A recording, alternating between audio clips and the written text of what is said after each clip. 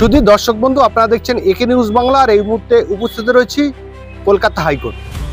9 জুলাই কেন্দ্র সরকারের বিরুদ্ধে কংগ্রেস এবং বামফ্রন্ট যৌথ সারা ভারতবর্ষে বনড ডেকেছিল। সেই জায়গায় আমরা আমাদের রাজ্যে দেখলাম কি যে তৃণমূল এবং পুলিশ প্রশাসন বিরুদ্ধে যেন বনটা হচ্ছে, এরকমই আমরা দেখলাম।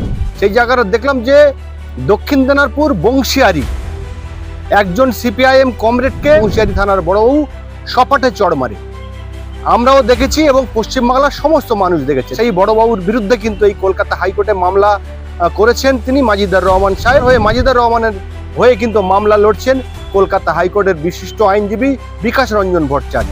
যে ধর্মঘটটা ডাকা হয়েছিল আপামর ভারতবাসী দৈনন্দিন জীবনযাপন সংক্রান্ত বিষয় নিয়ে, কৃষকদের ন্যায্য মূল্য, শ্রমিকদের ন্যায্য বেতন, 100 দিনের কাজের গ্যারেন্টি, মানবাধিকার রক্ষার গ্যারেন্টি, শ্রম কোড যা দিয়ে মানুষকে 12 ঘন্টা 14 ঘন্টা 16 ঘন্টা কাজ করাবার পরিকল্পনা কেন্দ্রীয় সরকার করছেন, তার বিরুদ্ধে সাধারণ মানুষের ধর্মঘট।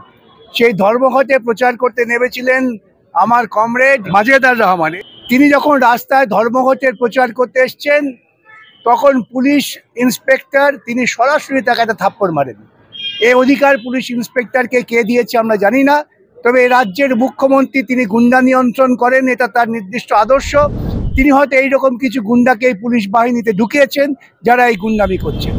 আমরা ইতিপূর্বে বহু আন্দোলন করেছি, বহু গ্রেপ্তার হয়েছে, বহু ধাক্কাধাক্কি হয়েছে, কিন্তু কখনো পুলিশ অফিসার এরকম স্পর্ধা দেখাননি যে কোনো একজন আন্দোলনকারীকে তাকে ধরে রাস্তার উপর থাপ্পড় মারবেন।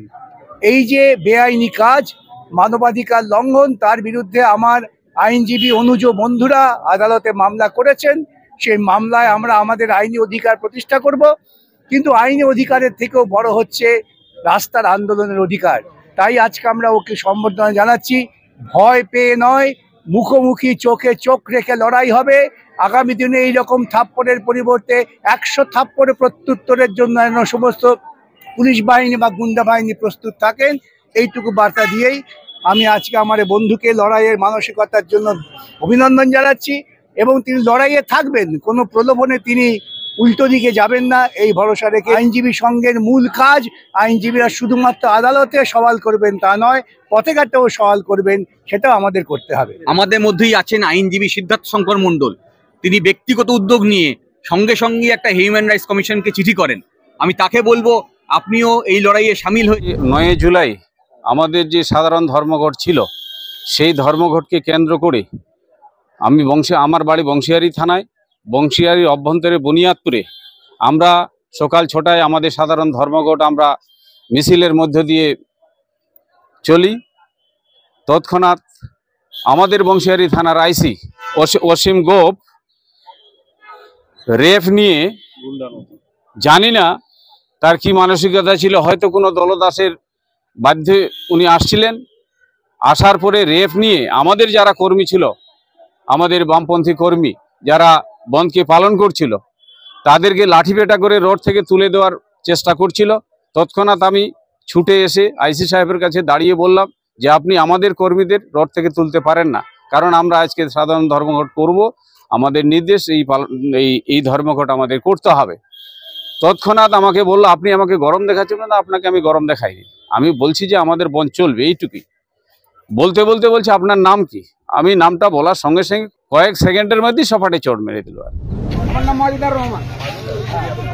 না, গরম আপনাকে দেখাইনি, আপনি যে প্রশাসনের দায়িত্ব আইন শৃঙ্খলাকে বজায় রাখে, সেই প্রশাসন যদি আইন হাতে তুলে নেয়, এটা ভারতবর্ষের যা মানবাধিকার সংবিধান স্বীকৃত হয়েছে সেই মোতাবেক আমি আমার জেলা থেকে শুরু করে এসপি, ডিএসপি, এসডিপিও থেকে শুরু করে আমি আইনের যা কাজকর্ম আমি করে আমি হাইকোর্টে আজকে দ্বারস্থ হয়েছি। যদি মানবাধিকার কমিশন যদি স্বীকৃত ভারতবর্ষে তথা আমাদের রাজ্যে থাকে, তাহলে আমি যে আইন করেছি, আইনে যা হয় অবশ্যই আমি সেই যে আইসি সাহেব সেই মানবাধিকার সংবিধান যে ভঙ্গ করেছে অবশ্যই তার সাজা হওয়া উচিত। আমিও চাইছি তার আইনগতভাবে যা সাজা হওয়ার হোক। যদি হাইকোর্টে আমি তার বিচার না পাই, আমি উচ্চ আদালতে যেতে বাধ্য হব। দেখলাম সেদিনে অন্যায়ভাবে আপনাকে থাপ্পড় মারলো, আমরা দেখেছি। তারপরেও আপনাকে বেশ কয়েকজন পুলিশ ধরে নিয়ে যাচ্ছিল, কি আপনাকে গ্রেফতার করেছিল? হ্যাঁ, গ্রেপ্তার করেছিল। মানে যেভাবে আমাকে থাপ্পড়টা মারলো, থাপ্পড় মারার সঙ্গে সঙ্গে মনে হয় পুলিশদের সঙ্গে আইসির কোনো বোঝাপড়া ছিল আগের, না হলে ওইভাবে কয়েক সেকেন্ডের মধ্যে আমাকে কিভাবে ধরলো তারা, এমন ধরলো আমি মনে হয় সেদিন কোনো গাড়ি জ্বালিয়ে দিয়েছি, না হলে কোথাও আগুন দিয়েছি, কোনো ড্রাইভারকে মারেছি, কোথাও রক্তাক্ত হয়েছে। তাদের ভূমিকাটা ওরকম ছিল, সেভাবে আমাকে চ্যাংডোলা করে আমাকে গাড়িতে তুললো। গাড়িতে তোলার পর বংশিয়ারি থানায় নিয়ে গেল। নিয়ে যাওয়ার পরেও আমাকে তৎক্ষণাৎ সঙ্গে সঙ্গে লোকাপে ঢুকিয়েছিল। লোকাপে ঢুকেছিল? কি মামলা দিয়েছিল আপনার? মামলা তো লাস্টে আমার কমরেডরা যারা জেলা নেতৃত্ব আছেন, যারা রাজ্য নেতৃত্ব আছেন, তারা ফোনাফোনি এসপি কে করার পরে আমাকে পেয়ার বন্ডে সই করে নিয়েছিল। আপনি তো অন্যায় করেননি, সেটা বাংলার মানুষ দেখেছে। হ্যাঁ, তাহলে যে অন্যায় করলো সে আবার তুলে নিয়ে আপনাকে লকআপ করে দিল। লকআপ করে দিল, এই তো দ্বিচারিতা পশ্চিমবাংলা। দেখুন, পুলিশ প্রশাসনের যে মান্থলি যে মাইনেটা, সেটা আমার আপনার এবং আপামর জনগণের ট্যাক্সের পয়সা তাদেরকে মাইনে। অবশ্যই অবশ্যই যদি সেই আইন শৃঙ্খলাকে বলবৎ রাখার জন্য তারাই যদি আইন ভাঙে, তাহলে সাধারণ মানুষ যাবে কোথায়? ওটাই তো আমরা তো লড়াইটা করছি সাধারণ শ্রমিকের জন্য, খেটে খাওয়া মানুষের জন্য, গরিব মানুষের জন্য। আমরা তো আমাদের ব্যক্তিগত স্বার্থের জন্য লড়াই করছি না। সেই শ্রমজীবী মানুষের যা পরিস্থিতি, ওই ট্যাক্সের টাকা দিয়ে আজকে আমাদের রাজ্য সরকার চলছে, আমাদের প্রশাসনের বেতন দিচ্ছে, সমস্ত কিছু মানুষের ট্যাক্সের টাকা দিয়ে কিন্তু চলছে। এটা আমরা সাধারণ মানুষকে বুঝাতে চাইছি। মানুষ অনেকটা বুঝছে, কিন্তু এখানকার পশ্চিমবাংলার যে আমাদের মুখ্যমন্ত্রী, ইনি পুলিশকে দলদাস তৈরি করে পুলিশকে দিয়ে আমাদেরকে আক্রান্ত করার চেষ্টা করছে, এটা আমরা পরিষ্কার বুঝতে পারলাম। আমরা সাধারণ মানুষ হিসাবে এবং একজন পশ্চিমবাংলার মানুষ হিসাবে এই বিষয়টা 9 জুলাই যা ঘটনাটা ঘটেছে তার পরিপ্রেক্ষিতে আমরা পুলিশ প্রশাসনকে ধিক্কার জানাই, এবং পুলিশ প্রশাসন দলদাসে পরিণত হয়েছে, দ্বিচারিতা করছে। আমরা কোথাও দেখতে পাচ্ছি যে পুলিশ প্রশাসন, অনুব্রত মণ্ডলের মতো মানুষ যখন পুলিশকে গালি দেয়, তার বাড়ির লোকজনকে নিয়ে পুলিশ চুপচাপ থাকে। আর একদিকে আমরা বামপন্থী যারা করি, আমিও সেদিন ছিলাম, আমরা যেদিন মানুষের, শ্রমজীবী মানুষের জন্য, কৃষক, খেতমজুর, শ্রমিক, তাদের নিয়ে যখন দাবি নিয়ে কেন্দ্রীয় সরকারের বিরুদ্ধে আমরা আন্দোলন করছিলাম বা বন ডেকেছিলেন, আমরা সেই বনের পিকেটিং করছিলাম, সেই মুহূর্তে দাঁড়িয়ে বংশিয়ারি যিনি আইসি অসীম গোপ, উনি, আমার তো মনে হচ্ছিল যে উনি পুলিশ প্রশাসনের কোনো লোক নয়, মনে হয় তৃণমূলের গুন্ডা।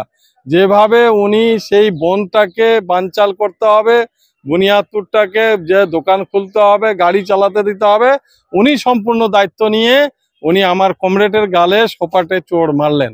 আমরা সেই জন্যে ওনাকে নিয়ে আমাদের সংগঠনের পক্ষ থেকে আমরা হাইকোর্টে এসেছি। আমরা দেখতে চাই যে ভারতবর্ষে যে মানবাধিকার আইন বলে একটা আইন আছে, যেটা মানুষের অধিকার আছে, গণতান্ত্রিক অধিকার, যে তারা নিজের মতো করে, তাদের সংগঠনের মতো করে তারা বন বা ধর্মঘট করতে পারে। আমরা দেখলাম সেই ধর্মঘট লঙ্ঘন হয়েছে। আমরা এক বিচারের প্রতির কাছে এসেছি, হাইকোর্টে এসেছি এই বিচার চাওয়ার জন্য। 9 জুলাই বন্ধ ছিল কেন্দ্র সরকারের বিরুদ্ধে। সেই জায়গায় আমরা দেখতে পেলাম যে আমাদের রাজ্যে তৃণমূল কংগ্রেসের ঝান্ডা নিয়ে এবং পুলিশ প্রশাসন এমনভাবে তারা ঝাঁপিয়ে পড়েছিল বনকারীদের উপরে, মনে হচ্ছে যেন যে এই রাজ্য সরকার বা পুলিশ প্রশাসনের বিরুদ্ধে বন ডেকেছে। এটা ঠিকই যে বনটা ছিল কেন্দ্রীয় সরকারের কিছু জনবিরোধী নীতি, শ্রমিকদের যে শ্রম কোড, সেই শ্রম কোড 12 ঘন্টা কাজের দাবি, তার বিরুদ্ধে বনটা বিশেষ করে ছিল হচ্ছে গরিব মানুষের স্বার্থে। এটা কোনো সিপিএম এর বন ছিল না, এটা সাধারণ মানুষ যারা, তাদের বন ছিল।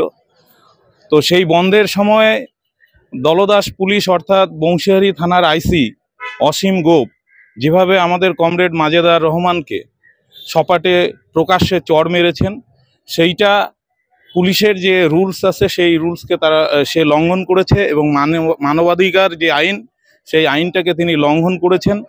এইটা মোটামুটি গোটা পশ্চিমবঙ্গ এবং ভারতবর্ষ সেটা লক্ষ্য করেছে। ফলে পুলিশের মধ্যে একটা আছে যে আমি বিরোধীদের কতভাবে হ্যাগেল করতে পারি বা তাদেরকে কিভাবে জব্দ করতে পারি। মমতা ব্যানার্জি সেই সব পুলিশদের পুরস্কৃত করেন, যার ফলে এর একটা প্রতিযোগিতা চলছে। পশ্চিমবঙ্গে প্রশাসনিক ব্যবস্থা বলতে কিছু নেই। যারা অপরাধ করে, দুষ্কৃতকারী যারা বিভিন্ন জায়গায় হচ্ছে, তারা অপকর্ম করে বেড়াচ্ছে, কলেজ থেকে শুরু করে আমরা দেখেছি অভয়ার ক্ষেত্রে, সেইখানটায় পুলিশ নিষ্ক্রিয় থাকে। কিন্তু যখন বিরোধীরা আমাদের রাজ্যে বা কেন্দ্র সরকারের বিরুদ্ধে রাস্তায় নামে, তখন তিনি সক্রিয় হয়ে যান। কিন্তু এটা তো ঠিক যে বিরোধী নেত্রী থাকাকালীন উনি কথায় কথায় বন্ধ রাখতেন। আমাদের শিল্পকে পশ্চিমবাংলা থেকে সরিয়ে দেওয়ার জন্য, বুদ্ধদেব ভট্টাচার্যের যে স্বপ্ন সেটাকে ধ্বংস করবার জন্য উনি হচ্ছে সিঙ্গুরে বন ডেকে 21 দিন ধরে সেখানটায় অনেক পণ্য সামগ্রী তিনি ধ্বংস করেছিলেন। আজকে উনি ক্ষমতায় এসছেন, ফলে তিনি তার হচ্ছে পৈতৃক সম্পত্তি মনে করছেন, ফলে বনটাকে তিনি হচ্ছে আর করতে দিবেন না, এরকম একটা ভাব। কিন্তু মানুষের শেষ অধিকারের শেষ অস্ত্র হচ্ছে বন। সেই বন সারা ভারতবর্ষব্যাপী হয়েছে।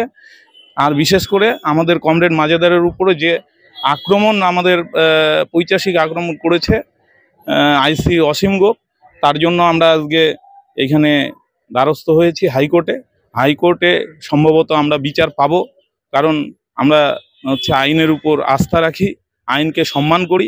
আমরা আশা করি বিচার পাবো। যদি সেখানে না হয় তাহলে আমরা তার বিকল্প হিসেবে আরও সুপ্রিম কোর্টে যাওয়ার আমরা যাব।